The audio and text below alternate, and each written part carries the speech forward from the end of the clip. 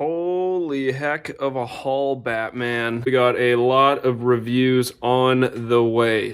I don't even know where to start. I'm just gonna start going through them. Right, here we got the new DC Multiverse Batgirl from McFarlane Toys. I've been really looking forward to this one. I have actually yet to pick up a Batgirl in the DC Multiverse line, and I'm glad I waited. I'm glad I didn't, because this looks to be the best Batgirl that, you know, Todd McFarlane has produced so far. Really, what sold me was this head sculpt. And we'll, of course, take a closer look at her out of the box, but the head sculpt looks really, really nice for just being a classic comic book inspired Batgirl.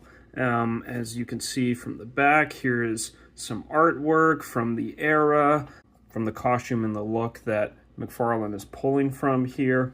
On the sides, you know, your standard kind of DC multiverse fare. She comes with one big batarang and this grappling hook, and that's about it, besides the trading card and stand and such. All right, so we got Batgirl out of the box here, but before we take a closer look at her, I'll just pull up the trading card she comes with.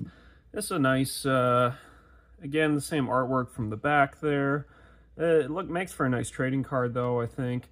And you get a nice long data file here on Barbara Gordon. You can pause and read that if you so wish. And she also comes with, as we saw, this grappling hook, which is pretty pliable. You can't really, you know, bend it in place, but yeah, it looks fairly good. Simple blue and gray.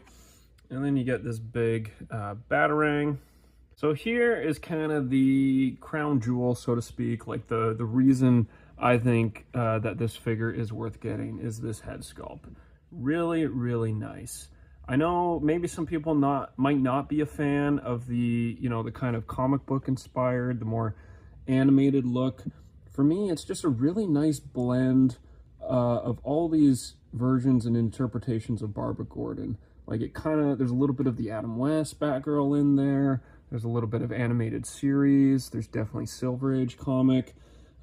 This is kind of my mind's eye image of Batgirl, you know, with the red hair, kind of the blue, sometimes purple. I think a purple variant of this figure would have been a really smart platinum idea.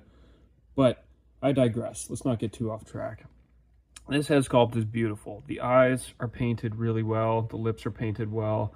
I like the kind of cell shading design they did on the cowl, similar to the Nightfall Batman, at least the, I believe it was the San Diego Comic-Con exclusive version, which I think is still the definitive Batman McFarlane's made, but I think it works really well here.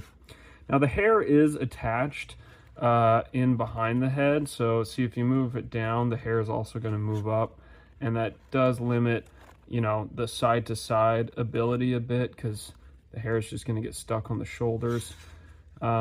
The back of it looks really nice, though. There's like a black wash throughout all the hair.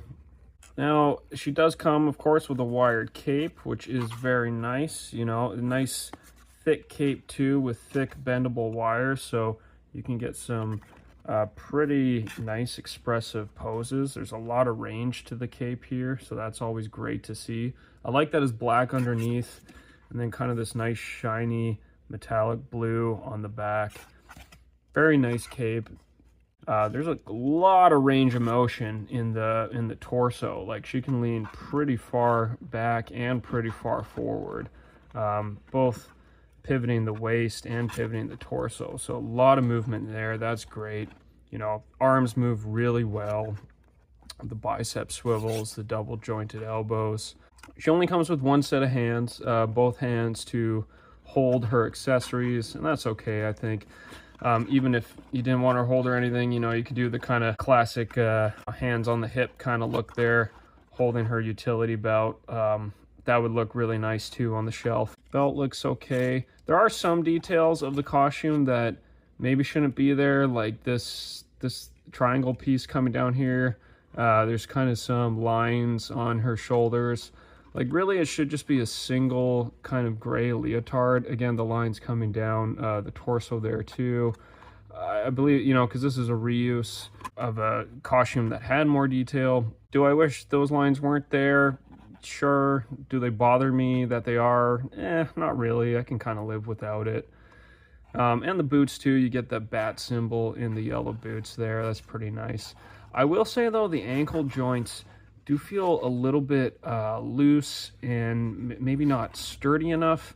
Like this one is very loose. You know, there was with the early wave of McFarlane figures, way back when he first started, there was a lot of ankle issues, you know, a year or two later after posing your figures. It's just something to keep in mind, I think. See what happens though, after a while, they tend to kind of lean forward like that, you know, because this is plugged into the base and kind of everything puts the stress on that one ankle, just the way you kind of have to pose them. So I'm a little worried about that, but it shouldn't be an issue. She holds the batarang fairly well.